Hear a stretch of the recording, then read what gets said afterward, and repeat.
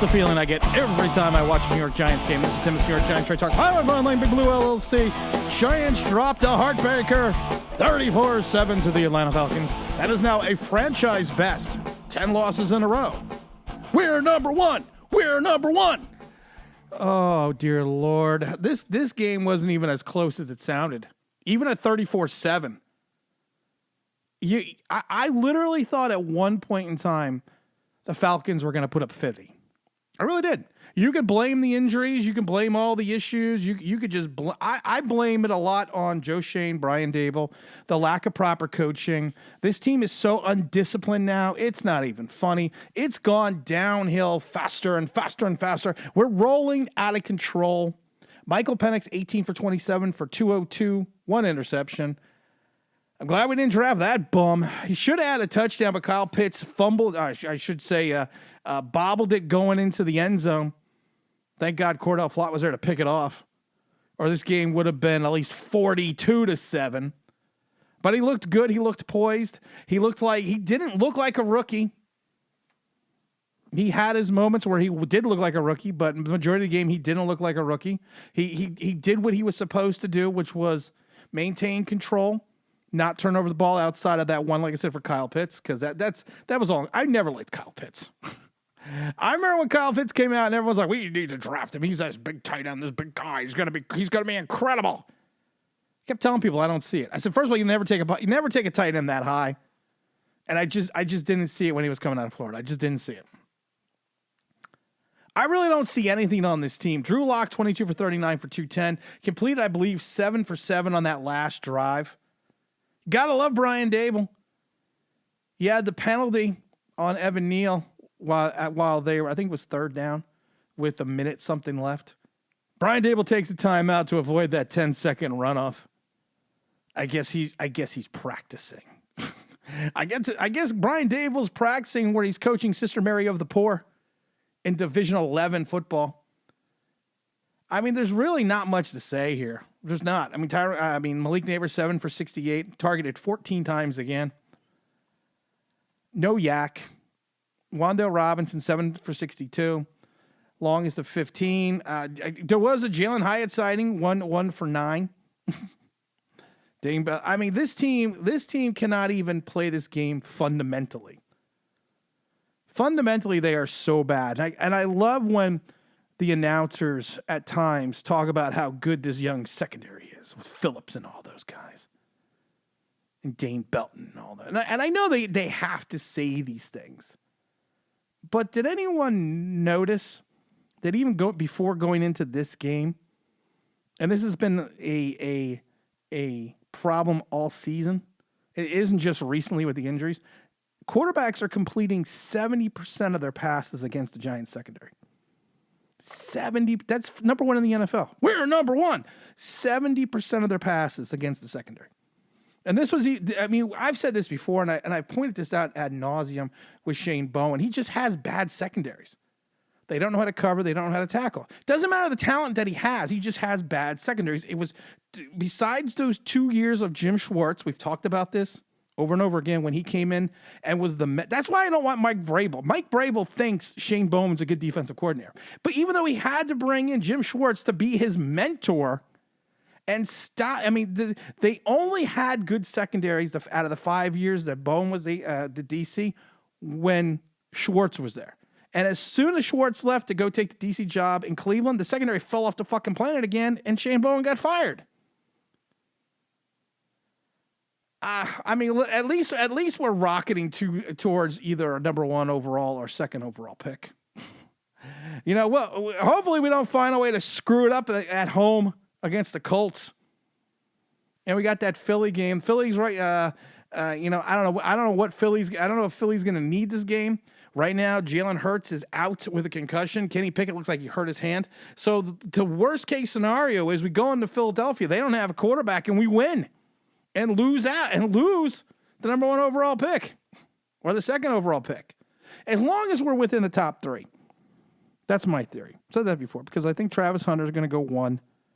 And then I think if the Giants aren't, I should rephrase it. If the Giants aren't picking, Travis Hunter will go 1. If the Giants are picking, they better take a fucking quarterback. because I cannot deal with watching this team play anymore. I really can't. There were so many. I mean, you never want to say that the coaches lost the locker room because the guys aren't playing hard. There were plays by Burns and Thibodeau that I just watched and I'm like, are they even trying? Submitted for your approval. The Ghost Brothers. Nobody needs to be afraid. The Atlanta Falcons were not afraid of the Ghost Brothers at all. There was a run by Robinson that Burns just looked silly.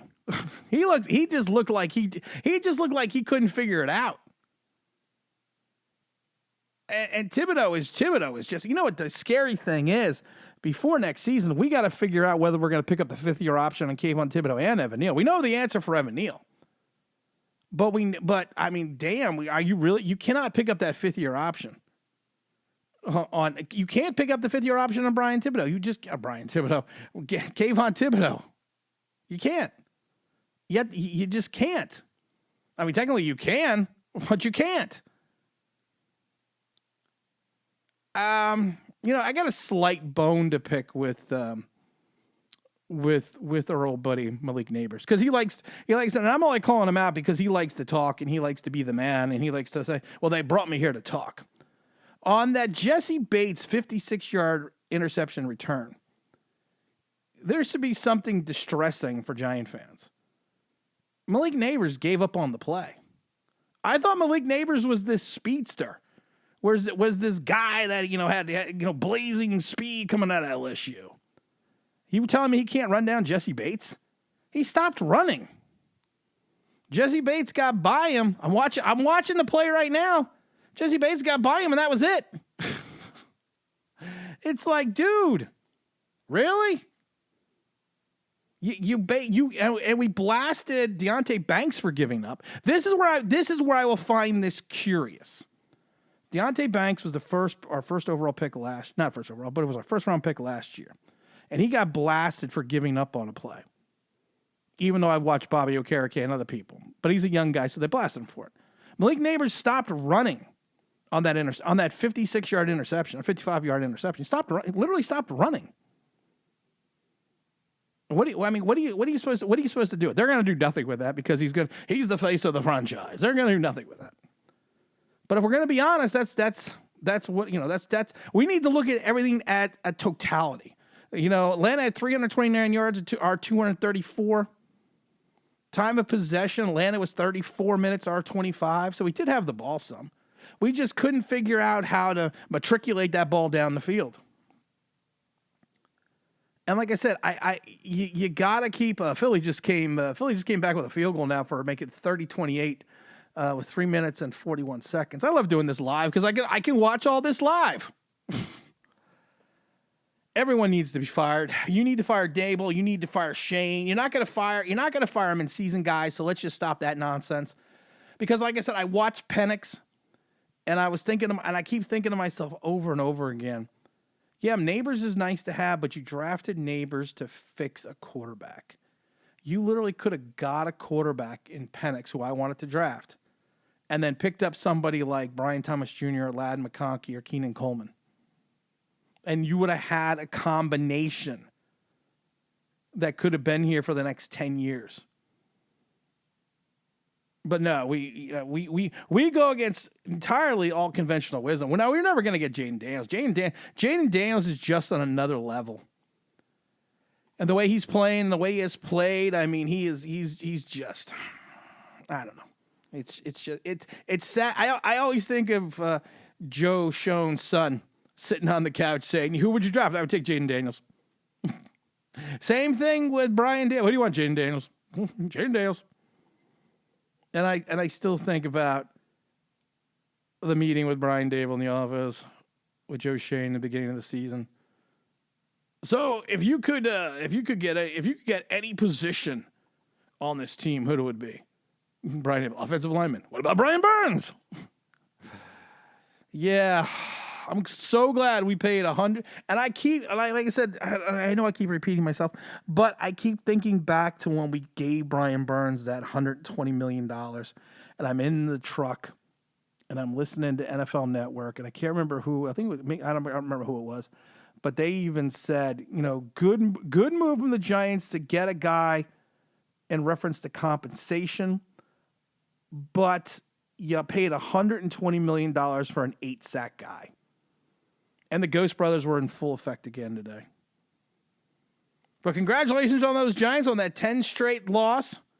I'm seeing if we cannot close out the season with no wins at home. So we can, and that's not a record. It wouldn't be the first time, but that won't be a record. But I also want to see if we're going to close out and have no wins within the division. We're playing for so much this year. It's not playing for pride. It's not playing for consistency. It's playing for the L's. We always do a live stream after the game, but I'm just kind of disgusted with this team. And I'm not even sure. I'm not even sure even the day before Christmas Eve if I have it in me to do a live stream. That's what she said. But I think we will. We'll figure it out. And as always, don't forget to like, don't forget to subscribe. Don't forget to ring that bell because you want to know why. That'd be awesome.